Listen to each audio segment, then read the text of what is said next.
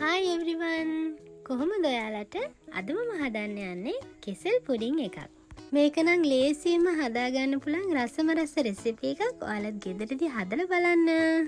අපිට මේකට මූලිකවම ඕන වෙන්නේ ඉදුණු කෙසෙල්, බිත්තර, ලොකු බිත්තර නම් බිත්තර 4ක් විතර එකතු කරගත්තාම ඇති. චූටි බිත්තර නම් බිත්තර 5ක් විතර එකතු කරගත්තට කමක් නැහැ. ටින්කිරි, සීනි, ඒ වගේම තමයි වැනිලා.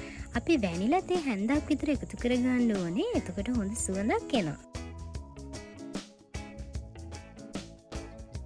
ඉස්සෙල්ලාම මම සීනි ටික කැරමල් කරගන්නයි යන්නේ. සීනි කැරමල් කරගන්න විදිහ මම කලින් වීඩියෝ වල දාලා තියෙන හින්දා මේකෙදි ආයෙත් මම ඒ ගැන විස්තර කරන්න යන්නේ නැහැ.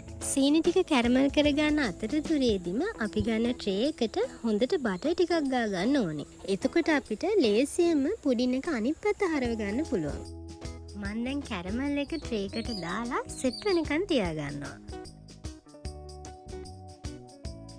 ලොකු බිත්තර නිසා මම නම් බිත්තර 4 එකතු කරගන්නේ.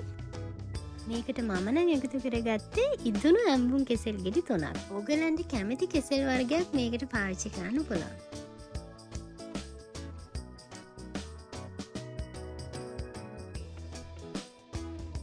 ලොකු ටින්කිරි ටින් එකකින් භාගයක් තමයි මම මේ දාගන්නේ. ආයේ වෙනම මම ටින්කිරි චුට්ටකට වතුර පොඩ්ඩකුත් කලවම් කරලා ඒකත් එකතු කරගන්නවා. වැනිලා එකතු කරගත්ත එක නම් රෙකෝඩ් වෙලා නැහැ. ඔයාලා වැනිලා තේ හැන්දක් විතර එකතු කරගන්න. එතකොට හරිම සුවඳයි.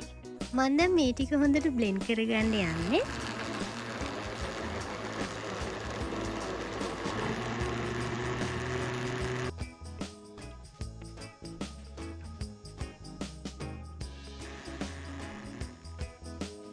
ඉතින් මම මේ බ්ලෙන්ඩ් කරගත්ත මිශ්‍රණය හොඳට පෙරාගෙන ට්‍රේ එකට දාගන්නවා.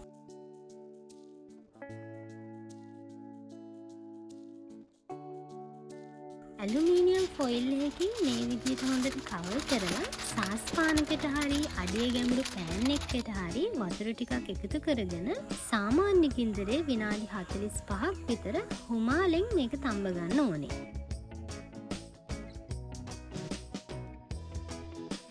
මේ තියෙන්නේ විනාඩි 45කට පස්සේ රස්න යනකම් එළියෙන් අරන් තියලා ෆ්‍රිජ් එකේ පැයක් දෙකක් හොඳට සෙට් වෙන්නත් තියලා එළියට ගත්ත පුඩින් එක.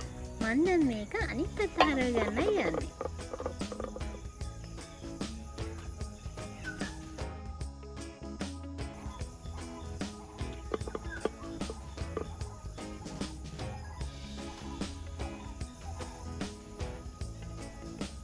ශාමේ බලන්නකො ලස්සන. ඔයාලටත් මේක ලේසියෙන්ම ගෙදරදී හදා ගන්න පුළුවන්.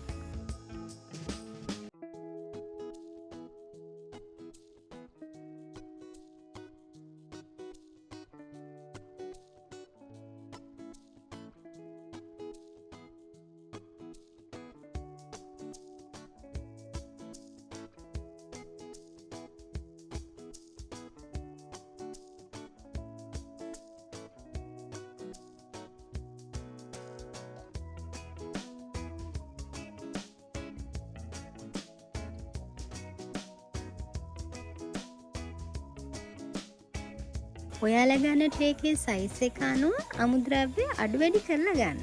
හදලා බලලා කියන්නකෝ රස කොහොමද කියලා. එහෙනම් ගිහින් එන්නම්. Thanks for watching. See you in the next one.